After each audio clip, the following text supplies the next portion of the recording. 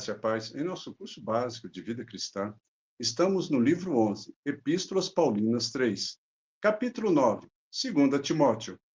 Mas no tópico 1, Introdução à Epístola de 2 Timóteo, foi tratado os seguintes assuntos. Qual o contexto histórico da 2 Timóteo? Qual o tema de 2 Timóteo?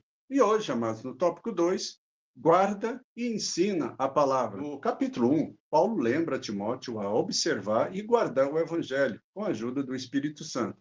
Versículo 14. Mas, lembrando, a igreja atravessava um período difícil, com muitos crentes se envergonhando do evangelho e se voltando para muitas doutrinas estranhas. Por isso, Paulo lembra a Timóteo que esse evangelho é o mesmo que sua avó e sua mãe criam e ensinavam.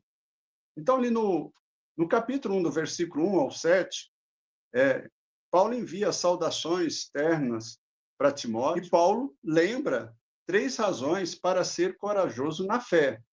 Primeiro, Paulo tem grande confiança em Timóteo. Está nos versículos de 3 a 5. Amados, uma das coisas mais inspiradoras do mundo é sentir que alguém nos ama, crê e ora constantemente por nós. E essa era a situação. Segundo, ele lembra a Timóteo a respeito da fé de sua mãe e de sua avó. Timóteo ele foi criado numa atmosfera piedosa, que ele não devia esquecer jamais. Terceiro, Paulo relembra a consagração de Timóteo e o poder que lhe foi concedido, no versículo 6, tá? Timóteo é incentivado a lembrar que foi enviado como mensageiro de Deus, com muita oração e zelo.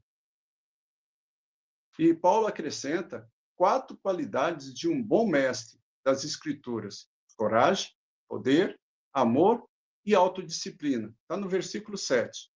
Assim, Paulo admoestou Timóteo a ter o seu ministério em alta conta, pois o poder de Deus é suficiente para qualquer situação difícil. Versículo 8, tá, queridos? Ele lembra Timóteo que ambos são parte do grande plano de salvação que teve origem antes mesmo da fundação do mundo. No versículo 11, Paulo afirma que ele é um pregador, um apóstolo e um mestre. Pregador, porque anuncia as boas novas da salvação. Um apóstolo, que diz somente o que lhe é ordenado dizer. E o mestre, que transmite o conhecimento da salvação aos outros. Ele reafirma que não se envergonha de sofrer por Cristo, porque depositou tudo que possui no reino de Deus, que não falhará. Tal tesouro, obviamente, é o evangelho autêntico, que deve ser protegido de 2 ataques. Primeiro, é aquele que vem de qualquer fonte, procurando diluir ou mudar o evangelho. Contra esse ataque, o versículo 13 diz que Timóteo deve defender o evangelho, mantendo o padrão da sã palavra, segundo recebeu de Paulo. O segundo é a perseguição que, através do desencorajamento e medo, leva homens a abandonarem o tesouro do evangelho. Está no versículo 15, amados. Então, sentiu a dor de ver seguidores de Cristo se afastando dele para se entregarem aos prazeres do mundo. Observe que Deus não deixou Paulo completamente só, sem que alguém o encoraje. Paulo lembra da família de Onesíforo em sua carta e invoca as bênçãos de Deus sobre a mesma. Há uma verdade especial aqui, amados, a ser notada. Observe.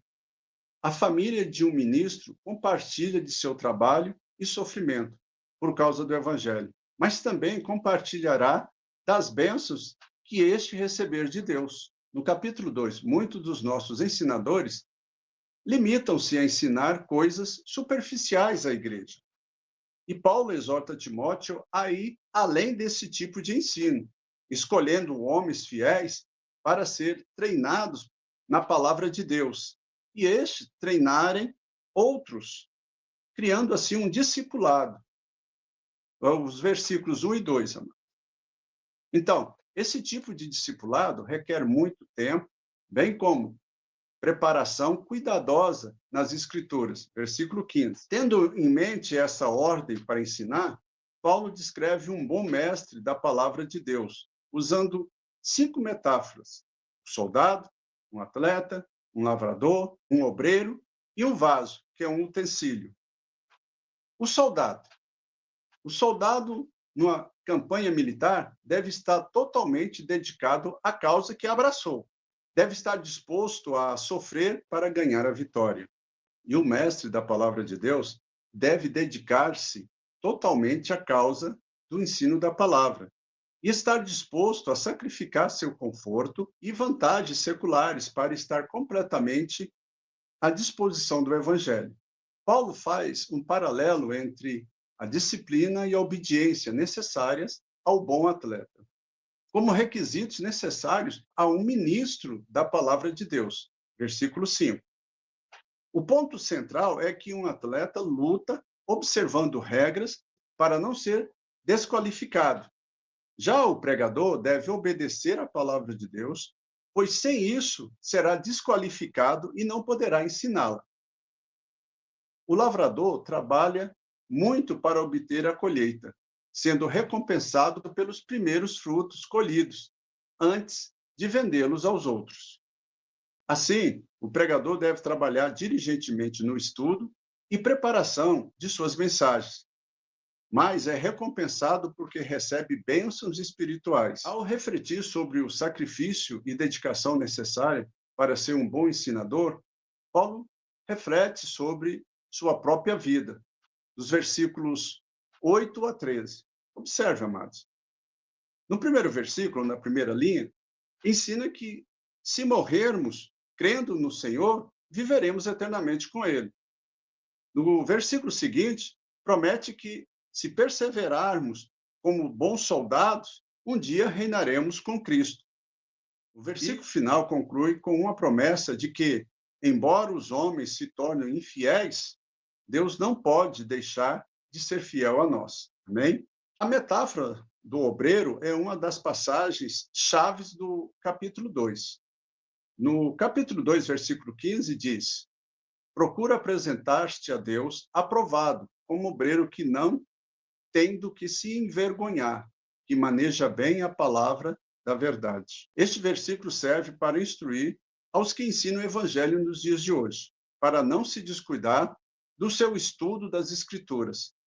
Tal homem não resistirá às decepções e ataques dos falsos mestres, tais como Himeneu e Fileto.